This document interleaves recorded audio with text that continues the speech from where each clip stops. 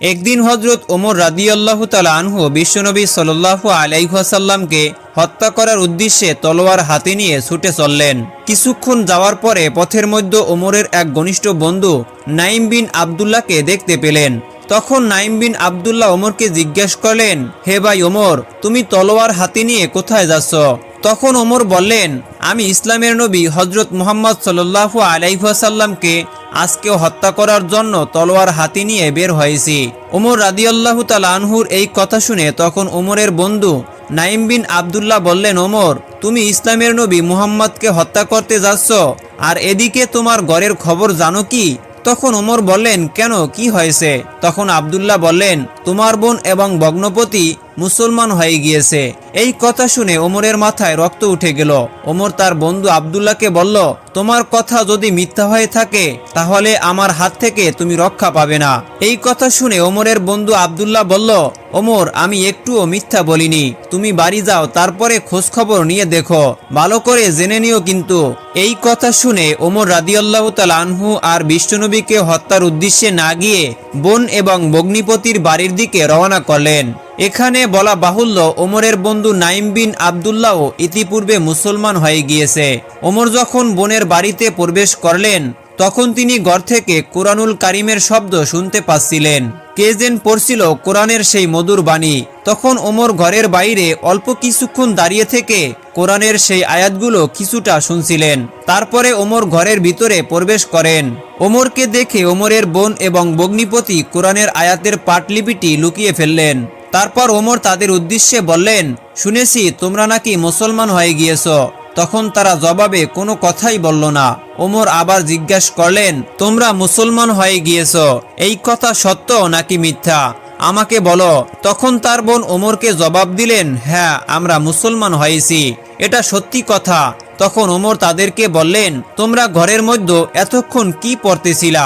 তখন ওমরের বোন ফাতেমা জবাব দিলেন, আমরা এতক্ষণ ঘরের মধ্যে কোরআনুল কারীমের একটি সূরা পাঠ করছিলাম। তখন ওমর তাদেরকে বললেন, আমি তোমাদের ওই কোরআনুল কারীমের সূরাটি শুনতে চাই, আমাকে একটু পরে শোনাবে কি? তখন ওমরের ভগ্নিপতি সাঈদ এবং ওমরের বোন ফাতেমা বললেন, তুমি এই কোরআনের সূরা শুনতে হলে তোমাকে অবশ্যই গোসল করে পাক পবিত্র হয়ে আসতে হবে। তখন ওমর রাদিয়াল্লাহু তাআলা আনহু গোসল করে পাক পবিত্র হয়ে আসেন। তারপর ওমরের বোন এবং ভগ্নিপতি কুরআনুল কারীমের সূরা তোহা পাঠ করে শোনালেন। ওমর সূরা তোহা শুনে মুহূর্তের মধ্যে স্তব্ধ হয়ে পড়লেন। ওমর ভাবতে থাকেন, এত সুন্দর সুমধুর কোরআন কোনো মানুষের দ্বারা সৃষ্টি হতে পারে না, এটা কেবল আল্লাহ পাক রব্বুল আলামিনেরই বাণী। তখন ওমর আর এক মুহূর্ত ঘরে দেরি করল না। ওমর সাথে সাথে ঘর থেকে বের হয়ে নবীজির দরবারের উদ্দেশ্যে রওনা করলেন। তখন ওমরের তরোয়ালটা ওমরের হাতেই ছিল। এদিকে বিশ্বনবী সাল্লাল্লাহু আলাইহি ওয়াসাল্লাম এবং তার সাহাবীদের কাছে খবর আসে ওমর তলোয়ার নিয়ে নবীজিকে হত্যা করার উদ্দেশ্যে আসতেছে। এই খবর শুনে সাহাবীরা উত্তেজিত হয়ে পড়লেন। সাহাবীরা নবীজিকে উদ্দেশ্য করে বললেন, নবী গো, আপনি শুধু হুকুম করেন, ওমর যত বড়ই পালোয়ান হোক না কেন আজকে এখান থেকে জীবিত ফিরতে দিব না। হযরত আবু বকর সিদ্দিক রাদিয়াল্লাহু তাআলা আনহু বিশ্ব নবীকে উদ্দেশ্য করে বললেন, ইয়া রাসূলুল্লাহ, আমি আবু বকর এখনো জীবিত রয়েছি, আমি থাকতে ওমর আপনার গায়ে একটি আসর পর্যন্ত দিতে পারবে না। এবার বিশ্বনবী সমস্ত সাহাবীদের উদ্দেশ্যে লক্ষ্য করে বললেন, হে সাহাবীরা, তোমরা ধৈর্য ধরো, শান্ত হও, ওমর আগে আসুক, আমি দেখি তার কি উদ্দেশ্য। কিছুক্ষণ পর দেখা যায় হযরত ওমর রাদিয়াল্লাহু তাআলা আনহু তলোয়ার উঁচু করে নবীজির দরবারে দিয়ে আসতেছেন। সমস্ত সাহাবীরা যার যার পজিশনে দাঁড়িয়ে গেলেন। সাহাবীরা প্রস্তুত নিয়ে নেন, আজকে এখান থেকে ওমরকে জীবিত ফেরত দেওয়া যাবে না। ওমর যখন কিছুটা কাছাকাছি চলে আসলেন তখন বিশ্বনবী সাল্লাল্লাহু আলাইহি ওয়াসাল্লাম সমস্ত সাহাবীদের উদ্দেশ্যে লক্ষ্য করে বলতে লাগলেন, হে সাহাবীরা, তোমরা কেউ কিছুই ওমরকে বলবে না, ওমরের ব্যাপারটা যা করার আমি নিজেই করব। এরপর ওমর যখন বিশ্বনবীর খুব কাছাকাছি চলে আসছেন তখন নবীজি তার হাত দিয়ে ওমরের জামার কলার চেপে ধরে বললেন, হে ওমর, কি উদ্দেশ্য নিয়ে তুমি এখানে এসেছো? সাথে সাথে ওমরের হাত থেকে তলোয়ার পড়ে যায়। ওমর বিশ্বনবী সাল্লাল্লাহু আলাইহি ওয়াসাল্লামের এত সুন্দর চাঁদমাখা মায়াবী চেহারা দেখে মুহূর্তেই পাগল হয়ে গেল। ওমর চিৎকার দিয়ে নবীজিকে ডেকে বললেন, নবী গো, আপনি এক্ষুনি আমাকে কালেমা পড়িয়ে মুসলমান বানিয়ে দিন।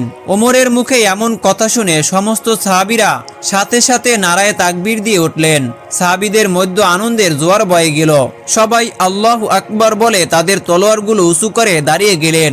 সমস্ত সাহাবীরা নারায়ে তাকবীর বলে ওমর রাদিয়াল্লাহু তাআলা আনহুকে গ্রহণ করে নিলেন। তখন বিশ্বনবী সাল্লাল্লাহু আলাইহি ওয়াসাল্লামও অত্যন্ত খুশি হয়ে গেলেন। হযরত ওমর রাদিয়াল্লাহু তাআলা আনহুর ইসলাম গ্রহণের পরে মুসলমানদের মধ্যে নতুন শক্তির চেতনা জেগে উঠল। সবাই প্রকাশ্যে আল্লাহর নাম জপতে থাকলো। আবু জাহেলের কানে এই খবর যাওয়ার পরে আবু জাহেল রাগে ক্ষোভে ফেটে পড়লেন। পরের দিন ওমর রাদিয়াল্লাহু তাআলা আনহু নিজেই আবু জাহেলের কাছে গেলেন এবং আবু জাহেলকে গিয়ে বললেন, আপনি কি শুনেছেন আমি মুসলমান হয়ে গিয়েছি? তখন আবু জাহেল চুপ থাকলেন। ওমর আবার বললেন, আপনি কি শুনতে পেরেছেন আমি যে মুসলমান হয়ে গিয়েছি? কিন্তু আবু জাহেল সবকিছু শুনতে পেয়েও না শোনার মতো চুপ করে বসে থাকলেন, কারণ আবু জাহেলের কোনো ক্ষমতাই ছিল না এই কথা শোনার পরেও ওমরের উপর আক্রমণ করার। পরের দিন হযরত ওমর রাদিয়াল্লাহু তাআলা আনহু সমস্ত সাহাবীদেরকে নিয়ে প্রকাশ্যে মক্কায় আজান দিয়ে নামাজ আদায় করলেন। এই দৃশ্য তখন সমস্ত মক্কাবাসীদের কাছে এক বিস্ময়ের জন্ম দিয়েছিল, কেননা এর আগে মুসলমানরা কখনোই প্রকাশ্যে কাবা শরীফে নামাজ পড়ার মতো দুঃসাহস দেখাতে পারেনি। তখন কাফেরদের মধ্যে একজন দৌড়ে গিয়ে আবু জাহেলের কাছে খবর নিয়ে গেল এবং আবু জাহেলকে বলল, আপনি শুনতে পেরেছেন কি ওমর প্রকাশ্যে সমস্ত মুসলমানদেরকে নিয়ে মক্কাতে নামাজ আদায় করেছে? আবু জাহেল এই খবর শোনার পরেও কোনো ধরনের পদক্ষেপ নিতে পারেনি, কেননা সেই মুসলমানদের নেতৃত্ব ছিলেন হযরত ওমর রাদিয়াল্লাহু তাআলা আনহু। একদিন বিশ্বনবীর কাছে একজন মুসলিম আরেকজন ইহুদি জমি সংক্রান্ত একটা সমস্যা নিয়ে বিচারের জন্য নবীজির কাছে আসেন। নবীজি সাল্লাল্লাহু আলাইহি ওয়াসাল্লাম সমস্ত ঘটনার বর্ণনা শুনে রায়টি ইহুদির পক্ষে দিয়ে দেন, কিন্তু মুসলিম ব্যক্তিটি এই রায়ে সন্তুষ্ট হতে পারেনি। তিনি নবীজির দরবার থেকে বের হয়ে হযরত আবু বকর সিদ্দিক রাদিয়াল্লাহু তাআলা আনহুর কাছে গেলেন। আবু বকর সিদ্দিক রাদিয়াল্লাহু তাআলা আনহুর কাছে গিয়ে বললেন, আমি আরেকজন ইহুদির মধ্যে জমি সংক্রান্ত বিষয়ে সমস্যা হয়েছিল, কিন্তু আমি একজন মুসলিম এটা জেনেও নবীজি সাল্লাল্লাহু আলাইহি ওয়াসাল্লাম রায়টি ইহুদির পক্ষে দিয়ে দিয়েছেন, আমার পক্ষে রায়টি দিল না। আবু বকর, আমি এখন তোমার কাছে এসেছি, তুমি কি এই বিষয়ে কিছু করতে পারবা আমার পক্ষে? তখন আবু বকর সিদ্দিক রাদিয়াল্লাহু তাআলা আনহু ওই মুসলিম ব্যক্তিকে বললেন, যেখানে বিশ্বনবী ফয়সালা করে দিয়েছে তার উপরে আর কোনো ফয়সালা থাকতে পারে না। ভাই, আপনি এবার আপনার বাড়িতে যেতে পারেন।